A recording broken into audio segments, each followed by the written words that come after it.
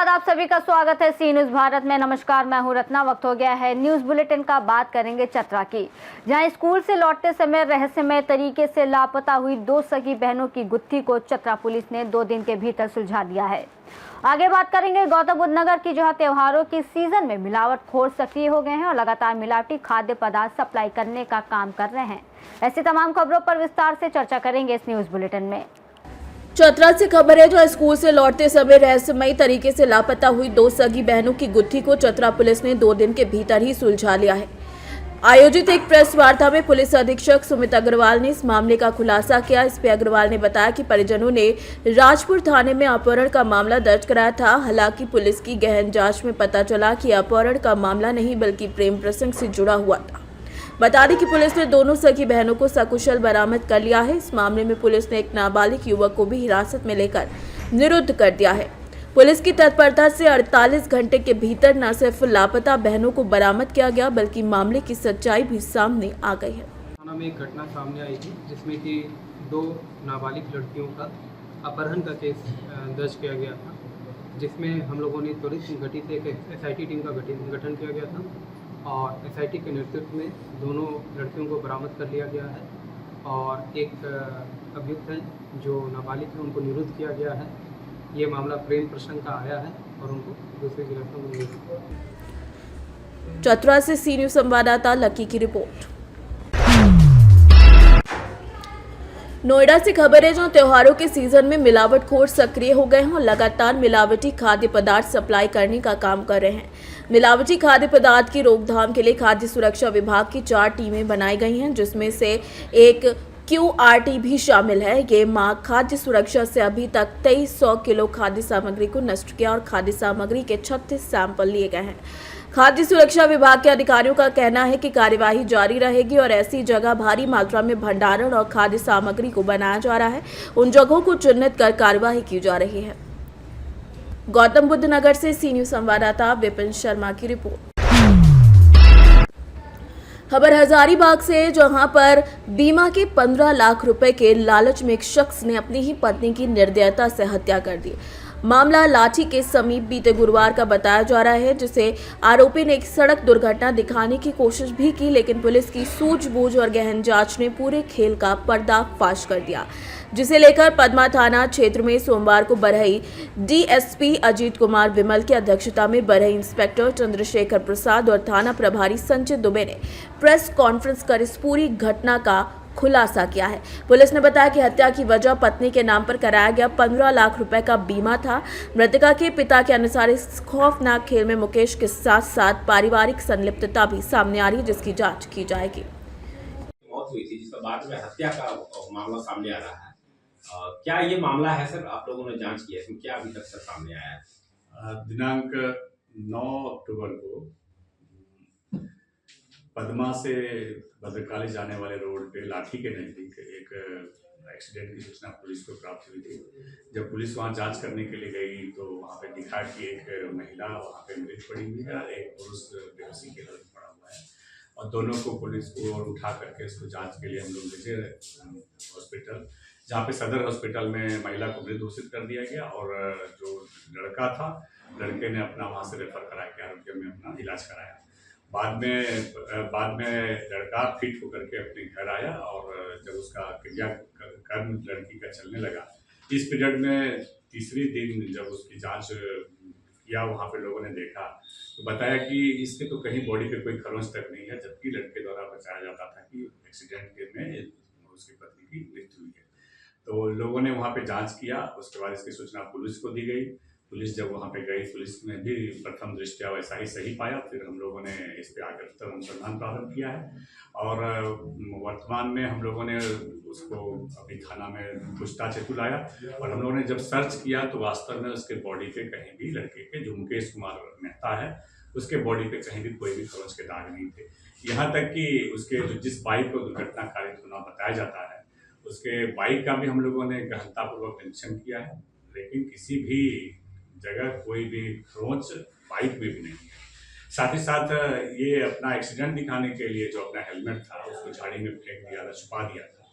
फिर हम लोगों ने उसका स्वीकारोक्ति बयान लिया, जहाँ पे उसने कबूल किया कि हाँ मैंने हेलमेट से मार करके और उसको जब बेहोश हो गई तो फिर एक हाथ से मुंह दबाया और दूसरे हाथ से उसके गला को दाब करके मार दिया।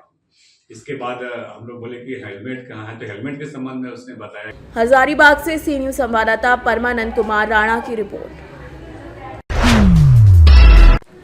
खबर नासिक से है, जहां पर भारत रत्न डॉक्टर बाबा साहेब अम्बेडकर ने 13 अक्टूबर को 1935 में नासिक के येवला स्थित मुक्ति भूमि पर घोषणा की थी, भले ही मैं एक हिंदू के रूप में पैदा हुआ हूं, लेकिन मैं एक हिंदू के रूप में नहीं मरूंगा।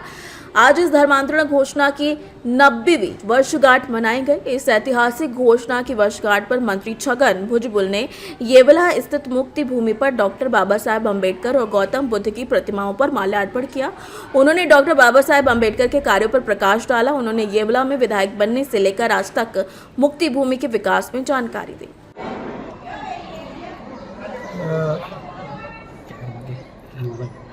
बाबासाहेब आंबेडकरांनी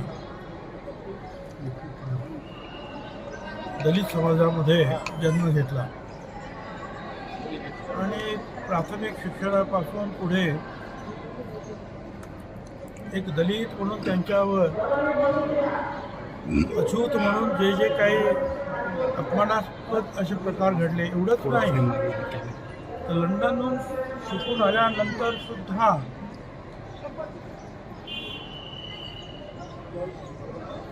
सयाजीराव महाराजांच्या पदरी तिथे नोकरीला राहिल्यानंतर सुद्धा सयाजीरावांनी त्यांना मदत केली, परंतु त्यांच्या कार्यालयाचे लोक तिथं सुद्धा त्यांच्यापासून दुरावा राखायचे।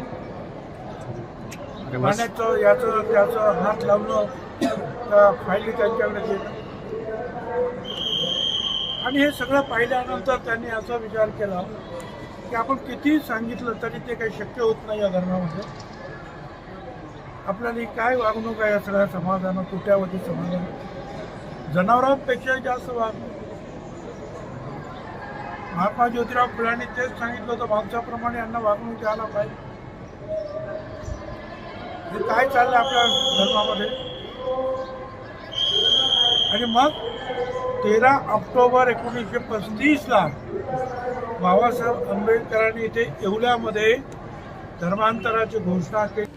नासिक से सी न्यूज संवाददाता संजय जाधव की रिपोर्ट। प्रयागराज से खबर है, जहां करचना क्षेत्र के बरहा गांव में शिशु रामलीला कमेटी बरहा मुकुट पूजन के साथ रामलीला मंचन प्रारंभ। करचना के क्षेत्र में बरहा गांव में रविवार को रामलीला मंचन का उद्घाटन किया गया। इस मौके पर उद्घाटनकर्ता के रूप में हरिओम हॉस्पिटल के संचालक डॉक्टर नंद कुमार गुप्ता द्वारा फीता काटकर मंच का उद्घाटन किया गया। कार्यक्रम में उपस्थित कमेटी के अध्यक्ष भारत राम सिंह, संरक्षक शोभा राम पटेल, उप संरक्षक जयशंकर प्रसाद पटेल, संचालक गुलाब सिंह, प्रबंधक जितेंद्र कुमार। और आगे ही आपके पीढ़ी तक हम ज़्यादा समय नहीं लेंगे, मगर आप पहला दिन है, आपका कार्यक्रम भी होगा, फिर भी 2-4 मिनट मैं और लूँगा, आपसे आग्रह चाहता हूँ। और हम जानते हैं कि यहाँ के जैसे रामलीला में दिखाया गया है, सेकंड डे शायद होता है कि नारद मोह, ये राम भगवान और नारायण को श्राप मिला था कि भगवान नारद ने, जो मुनि थे, उन्होंने एक मौनी के अपना स्त्री थी, वो देवी सभी मतलब लक्ष्मी के रूप थी, और उन्होंने एक उनके प्रेम में इतने लीन हो गए थे कि जो कहते वो करते। फिर भी उनका विवाह के ऊपर वाले का महिमा था, भगवान का महिमा था, सब लीला सिर्फ विष्णु भगवान का ही था, मगर उनको बांदर का मुंह दे दिया गया था। बांदर का मुंह देने के बाद तो उनकी विवाह नहीं हो पाई उनके साथ। तो उसके बाद प्रयागराज से सी न्यूज संवाददाता मंगला प्रसाद पटेल की रिपोर्ट। मिशन शक्ति के तहत शाहगंज तहसील में एक दिन की तहसीलदार बनी सारा चौधरी को उनके स्कूल शिव व्रत चिल्ड्रन अकेडमी में प्रथम आगमन पर जोरदार तालियों के साथ स्वागत किया गया, जहां स्कूल के प्रधानाचार्य रुद्र प्रताप सिंह और निदेशक शशांक सिंह के निर्देश में उन्हें सम्मान पत्र और मेडल पहनाकर सम्मानित किया गया। इस अवसर पर सारा चौधरी ने अपने सहपाठियों सहित सभी छात्र छात्राओं से अनुभव साझा करते हुए मीडिया से बातचीत में बताया कि तहसीलदार का कार्यभार संभालने पर उन्हें बहुत कुछ सीखने को मिला और इस कार्य में तहसीलदार आशीष सिंह और उनकी टीम का भरपूर सहयोग प्राप्त हुआ। साथ ही उन्होंने ऐसे कार्यों को छात्रों के मनोबल बढ़ाने के लिए काफ़ी अच्छा बताया। इसके लिए तहसील प्रशासन के साथ साथ उन्होंने अपने स्कूल के डायरेक्टर शशांक सिंह और समस्त अध्यापक और अध्यापिकाओं का आभार प्रकट किया। My name is Sara Chaudhary and from Silver Singh Children Academy, student of class 12। तो जैसा कि वहाँ पे मुझे तहसीलदार द्वारा एक दिन की तहसीलदार बनने की अपॉर्चुनिटी मिली, तो मुझे बहुत ही अच्छा लगा कि वहाँ पे मैंने लोगों की बातें सुनी और उनका निवारण किया, उनकी समस्या का। और ये जो वहाँ का अनुभव था वो बहुत ही मेमोरेबल है मेरे लिए। मुझे याद रहेगा कि कैसे वो लोग काम करते हैं और कैसे वो लोग लोगों की समस्याओं का हल निकालते हैं और उनका निवारण करते हैं। और यही कहूँगी कि कैसे वो लोग अपना पूरा मतलब वो करते हैं कि जैसे कि समस्या आया हुआ था बंदरों के आतंक को लेकर, अपने माननीय शासी अधिकारी नगर पालिका से भी बात की थी, उनका क्या आश्वासन था, क्या कहे वो?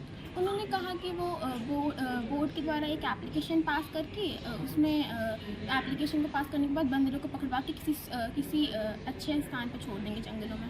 जौनपुर से सीनियर संवाददाता दिवाकर मिश्रा के साथ दीपक सिंह की रिपोर्ट। उत्तर प्रदेश सरकार द्वारा संचालित मिशन शक्ति फेज 5.0 के तहत जनपद ललितपुर पुलिस महिला सुरक्षा, सम्मान और स्वावलंबन को लेकर लगातार जन जागरूकता अभियान चला रही है, जिसके अंतर्गत पुलिस अधीक्षक मोहम्मद मुश्ताक के निर्देशन में महिला पुलिस कर्मियों, एंटी रोमियो स्क्वाड और मिशन शक्ति टीमों ने जनपद के विभिन्न क्षेत्रों में महिलाओं और बालिकाओं को घरेलू हिंसा, बाल विवाह, लैंगिक अपराध, सोशल मीडिया की सुरक्षित उपयोगिता, हेल्पलाइन नंबरों और साइबर अपराधों के प्रति जागरूक किया। महिला पुलिस कर्मियों ने बाजारों, चौराहों, धार्मिक स्थलों और भीड़भाड़ वाले इलाकों में जाकर गुड टच, बैड टच की पहचान, आत्मरक्षा के उपाय और महिला अपराधों के बचाव के तरीके साझा किए। साथ ही उन्होंने बताया कि किसी भी प्रकार की छेड़छाड़ या हिंसा की स्थिति में महिलाएं 1090, 112 और 181 जैसे हेल्पलाइन नंबरों पर तुरंत संपर्क करें या निकटतम थाना जाकर शिकायत दर्ज कराएं। पुलिस अधीक्षक ने अभियान का उद्देश्य महिलाओं में आत्मविश्वास बढ़ाना बताया है। ललितपुर से सी न्यूज संवाददाता विकास सोनी की रिपोर्ट। महाराजगंज सिसवा नगर पालिका परिषद वार्ड में हिंदू कल्याण मंच द्वारा आयोजित एवं बाल कलाकारों से सुसज्जित 7 दिवसीय रामलीला महोत्सव का समापन सोमवार को रावण वध, भरत मिलाप और साथ ही 7 महाभंडारे के साथ हुआ। सोमवार को जायसवाल नगर स्थित शिव मंदिर में भगवान श्री राम, लक्ष्मण, हनुमान जी की पूजा अर्चना के बाद पालकी यात्रा निकाली गई। शोभा यात्रा नगर के 5 देवी स्थलों हटी माता, दुर्गा माता, काली माता, शायन माता और भुवरी माई तक पहुंची, जहां श्री राम ने शक्ति की पूजा की। इसके बाद हनुमान मंदिर के पास देवखाने में राम और रावण के बीच युद्ध का मंचन किया गया। युद्ध के अंत में रावण के प्रतीकात्मक पुतले का दहन कर बुराई पर अच्छाई की विजय का संदेश दिया गया। तत्पश्चात पालकी यात्रा श्याम मंदिर पहुंची, जहां भरत और शत्रुघ्न से श्री राम का मिलन हुआ। कार्यक्रम के समापन पर भव्य भंडारे का आयोजन किया गया, जिसमें सैकड़ों श्रद्धालु और नगरवासी शामिल हुए। इस दौरान संस्था के प्रमोद मधेशिया, विकास जायसवाल, रवि यादव, नितेश श्रीवास्तव, दीपक जायसवाल, रविराज जायसवाल समेत कई गणमान्य नागरिक मौजूद रहे। महाराजगंज से सीनियर संवाददाता मनीष कुमार कनौजिया की रिपोर्ट। खबर शाजापुर से जन सेवा को सर्वोपरि मानते हुए विधायक घनश्याम चंद्र वंशी ने काला पीपल विधानसभा क्षेत्र की ग्राम पंचायत अरनिया कला में लगभग 12 करोड़ 94 लाख की लागत से होने वाले विभिन्न विकास कार्यों का भूमि पूजन किया, जिसमें प्रमुख रूप से अरनिया कला से शिवपुरी मार्ग, साथ ही साथ अरनिया कला से अलगपुरी बिन्नी मार्ग और पंचदेहरिया से खाटसूर मार्ग का निर्माण शामिल है। इस अवसर पर उन्होंने कहा कि ये सड़कें क्षेत्र के विकास की नई दिशा तय करेंगी और आमजन को काफी ज्यादा सहूलियत मिलेगी। वहीं कार्यक्रम में ग्राम पंचायत भवन, आंगनबाड़ी भवन, मांगलिक भवन, कंक्रीट मार्ग और नालियों के निर्माण कार्यों का भूमि पूजन किया गया। साथ ही ग्राम पंचायत रजनी कमल चंद्रवंशी ने विधायक को मांग पत्र सौंपते हुए अरनिया कला में कॉलेज की स्थापना, तहसील का दर्जा, नगर परिषद के गठन जैसी कई मांगे रखी। भूमि पूजन कार्यक्रम में महंत तिलक दास वैष्णव, आचार्य जुगल किशोर तिवारी, भाजपा जिलाध्यक्ष भंवर सिंह पवार, मंडल अध्यक्ष लीलाधर गौड़ समेत कई लोग मौजूद रहे। बाद में ग्रामीणों ने विधायक घनश्याम चंद्रवंशी का आभार व्यक्त किया। मुख्य मांग थी रोड की, एक शिवपुरी रोड है, कई वर्षों से किसानों को उसमें समस्या आ रही थी, तो उसका भूमि पूजन किया है। दूसरा एक अकलपुर बिन्नी जो खाटसूर तरफ निकलता है यहाँ से, तो उसका भी भूमि पूजन। ऐसे करके 11.5 करोड़ 11.25 करोड़ के आसपास की तो रोड है, और साथ में पंचायत है और एक मांगलिक भवन है। ऐसे करके 12 करोड़ 84 लाख के काम यहाँ पे इस पंचायत में होने वाले हैं। तो बहुत दिनों की मांग थी। वैसे अभी आपने जो नीलगाय और हिरण के विषय में जो कुछ गाँवों का जो सर्वे करवाने का जो निर्णय लिया है, बहुत ही सराहनीय है।